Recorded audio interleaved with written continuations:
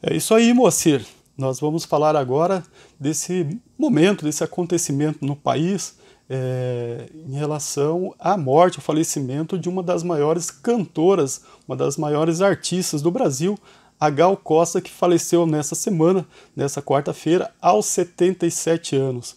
Foram 57 anos, ou seja, 6 décadas de carreira musical e também uma personalidade da nossa cultura, da nossa arte, que mudou costumes, que deixou seu legado para vários artistas que até hoje ainda se inspiram nessa voz e certamente será uma voz, um talento, uma experiência cultural, musical no nosso país que será revisitada por muito e muito tempo ainda.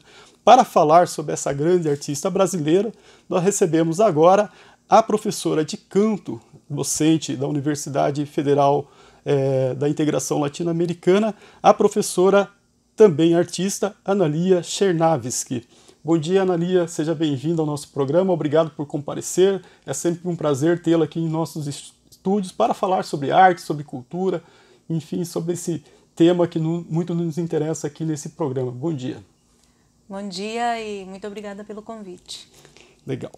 Analia, a gente teve aí a semana essa notícia triste da morte da Gal Costa, mas sobretudo a gente começou-se, né, a se debruçar um pouco mais sobre a biografia, sobre o legado deixado por essa grande artista brasileira.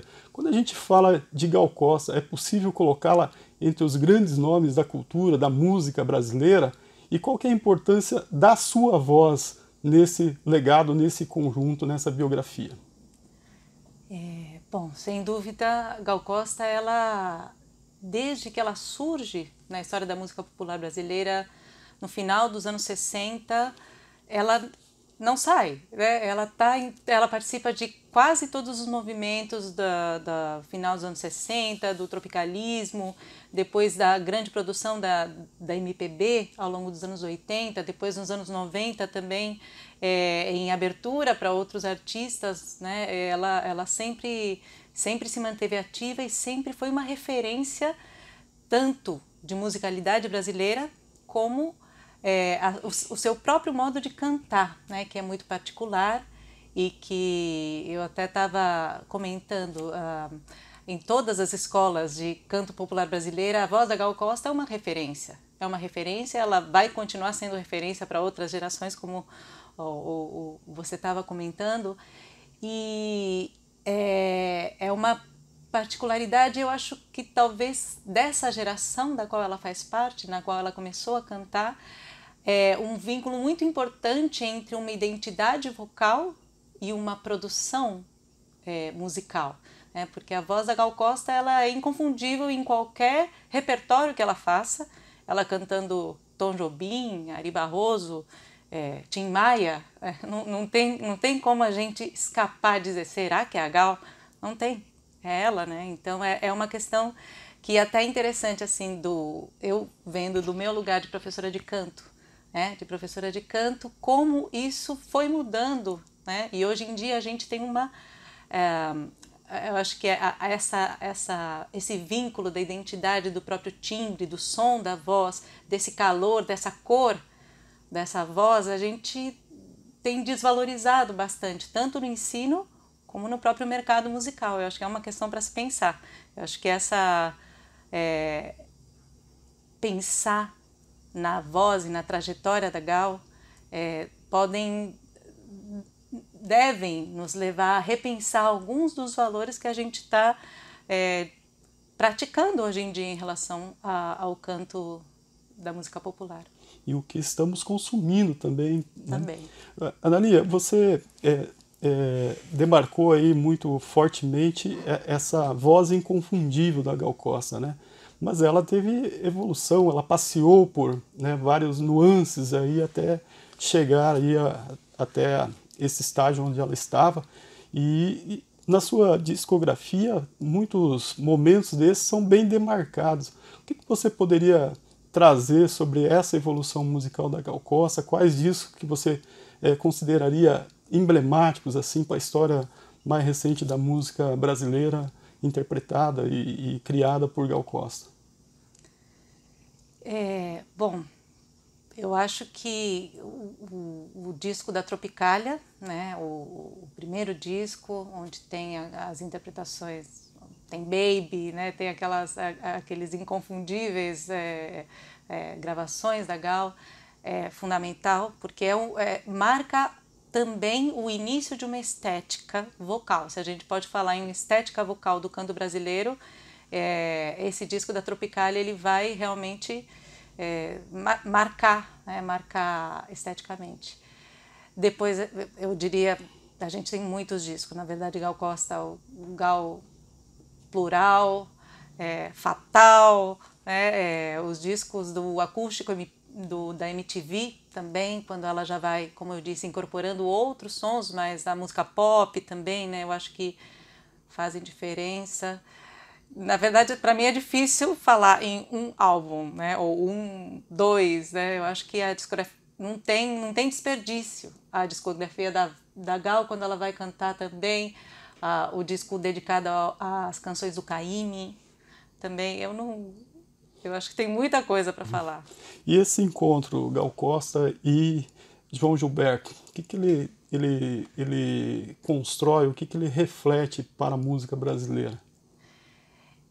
É um capítulo, eu acho, da história da música popular brasileira, justamente essa... Bom, o João Gilberto, a gente não dá para não falar, né, porque ele é um dos fundadores da Bossa Nova e tudo que a Bossa Nova traz de renovação, em termos mesmo de composição, de interpretação, a expansão mundial da música brasileira, né, como isso sai das fronteiras do Brasil e como essa música ela vai, de alguma maneira, começar a circular mundialmente. A Bossa Nova, ela não dá pra gente deixar passar. E a Gal, ela, no começo do movimento, ela vai se aproximar, ela vai marcar uma forma de cantar também vinculada a essa renovação estética que vai orientar. Eu acho que é nesse ponto também que ela orienta muitos cantores,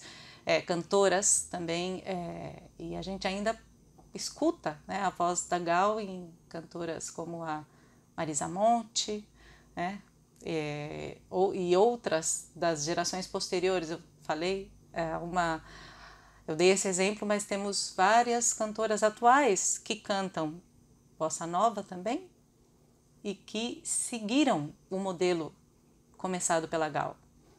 E a importância da Gal Costa e do tropicalismo para a música brasileira, mas também, se você puder nos inserir um pouco no contexto desse movimento nos anos 60, né, o momento do país, como é que estava a cultura do país, as mobilizações que aconteciam naquele momento, que foram um terreno aí do tropicalismo e, claro, tendo a Gal Costa aí como uma das protagonistas. Bom, nos anos 60, eu acho que também é uma história bastante conhecida, é um momento de explosão da contracultura, isso no cenário internacional, então a gente tem que vincular a Tropicália aos movimentos da contracultura, ao movimento hippie. Então é difícil dissociar a experiência da Tropicália com outros movimentos culturais e contraculturais que estavam acontecendo em diversos lugares do mundo, né? Inclusive o movimento hippie, o movimento da contracultura nos Estados Unidos, vinculado às manifestações contra a guerra do Vietnã, é uma coisa bastante presente. A gente escuta e sabe que no tropicalismo também é esse tipo de manifestação pela paz, né, por uma nova relação entre a arte e a vida também estava presente tanto nas composições como na maneira de interpretar, que foram escolhidas, né, pelos representantes que a gente vincula mais ao tropicalismo, o Gil, o Caetano, a Maria Bethânia e a Gal, né? E de alguma maneira essa é o momento no Brasil também e em vários países da América Latina do endurecimento das ditaduras, das diferentes ditaduras que governavam os países, a censura também pesada que começa a influenciar na produção da música popular brasileira, principalmente na ação dos compositores, né? Mas também vários intérpretes foram atingidos pela ação da censura. Gal Costa viveu isso nesse momento aí que você acaba de nos descrever para a gente. Dá para dizer que além dos palcos ela também promovia uma revolução, ou participava, ou levava adiante uma revolução de costumes? Por que ela foi tão combatida? Era muita ousadia para aquela época, professora Ana Lia? Bom, a própria figura da Gal, né, como ela se mostrava em público, a imagem que ela veiculava, né, da sua própria maneira de ser, da maneira de pensar, como eu falei, né, esses vínculos com uma maneira de se ai, pá. Depois eu corto. E a gente vê também isso nas próprias capas dos discos lançados ao longo da década de 70. O próprio cabelo da Gal é uma coisa muito característica. Várias gerações de cantoras e de artistas, né, adotaram esse visual por ser uma maneira nova também de se mostrar livre. Essa questão da liberdade também muito presente no discurso e na maneira de ser e de agir. Com certeza não é que fosse demais, é que a repressão era demais. Ela era uma artista que aliava discurso e prática, na sua opinião, e como que ela lidou com essa censura, principalmente dos anos 60 e dos anos 70? Bom, eu penso que nos anos 60 e nos anos 70 não era possível um artista seguir a sua prática de arte verdadeira sem manifestar uma posição política. São épocas de altíssima politização, onde era fundamental se manifestar politicamente, inclusive para que a verdade artística tivesse sentido. Muitos artistas contemporâneos dessa época tiveram que ser exilados, foram exilados, né, por conta dessa repressão e da censura. Gal Costa ficou no país. A permanência dela pode ter representado ou ajudado a dar voz a essas vozes silenciadas e que tiveram que deixar o país naquele momento? Acredito que sim. Não todos saíram, nem todos ficaram, mas com certeza permaneceram. Naqueles que ficaram, eles continuaram divulgando as ideias e divulgando as vozes daqueles que não estavam naquele momento. Ana Lia, uma das manchetes dessa semana foi, abre aspas, Gal Costa foi a voz definitiva da MPB, símbolo da Tropicália, do deslumbre e da liberdade. Você concorda? Por quê? Bom, eu concordo totalmente. Eu acho que eu já falei um pouco da voz dela, inconfundível, ela modelo para diversas gerações posteriores de músicos, de artistas, de cantores da música popular brasileira, no Brasil e fora do Brasil. Isso é importante dizer. Tem agora, essa semana, com o falecimento da Gal, teve manifestações assim, de artistas de muitos lugares diferentes no mundo, porque ela é uma representante fundamental da cultura musical brasileira.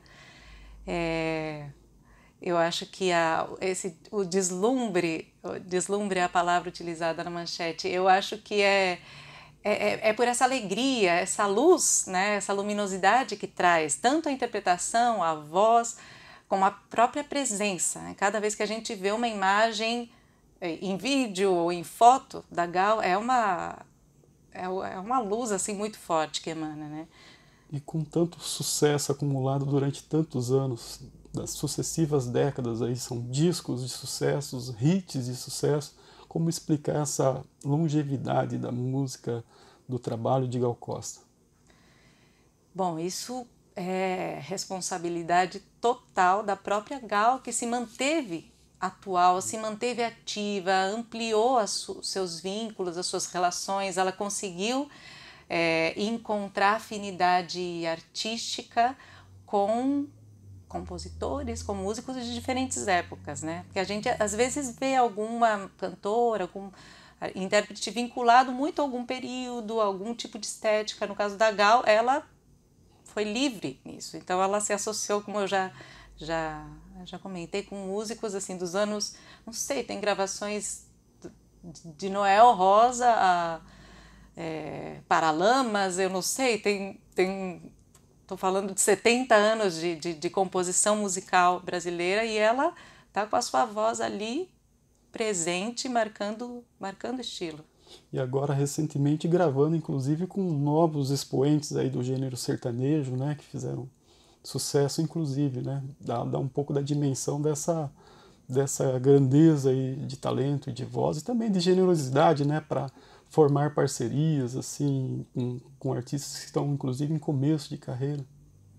Isso é muito importante, isso que você destacou, a generosidade, né, porque quando uma artista do porte da Gal decide, eu vou gravar essa canção, não importa se esse compositor tem uma projeção ainda, mas então ela apoia, ela ajuda, né? Faz uma diferença isso para a continuidade da música popular, né? Então ela se coloca nesse lugar também, né? De a longevidade, como você disse, ela tem a ver com essas relações abertas que ela manteve e com a sua sempre vontade de valorizar a música popular brasileira. Analia, o Gal Costa, todo esse legado deixado por ela, por tudo que ela trouxe e nos deixa, e que, como você colocou, vai ser revisitado por anos e anos por artistas, por quem gosta da música dela, por quem gosta de MPB. A gente poderia conversar horas aqui sobre Gal Costa, né, a partir das informações que você detém e de quanto que você gosta também dessa artista, mas nosso tempo é curto, a gente chega ao final dessa entrevista e eu gostaria de te deixar com um tempinho aí para a sua conclusão, se há algo que não foi dito, que você gostaria de acrescentar, enfim, uma palavra final aí para a gente encerrar esse nosso bate-papo sobre Gal Costa. Tá bom, obrigada. Na verdade, assim, eu acho que eu comentei, a gente passou por vários assuntos, só uma lembrança que eu tenho ainda da minha infância, e eu acho que diz muito do que representa a Gal Costa também fora, né, para as culturas de fora do Brasil. Eu vivi a minha infância na Argentina, e meus pais já tinham morado no Brasil, amavam Gal Costa, saíam comprando tudo que eles achavam de música brasileira em qualquer lugar, e até hoje a gente preserva uma série de fitas cassete da Gal Costa dos anos 70, dos anos 80, e na verdade é muito a comoção que provoca esse momento, né, que ela nos deixa. É importante a gente entender do nosso lugar aqui, né, da experiência da música brasileira e também da música brasileira para o mundo. É bem importante isso. Analia, e a presença da Gal Costa na televisão, né? Forneceu material, gravou, interpretou para, inclusive, novelas aí de sucesso, mas não parou aí. O que você traz para o nosso ouvinte sobre essa participação, essa presença da figura, do talento, da arte da Gal Costa na televisão brasileira?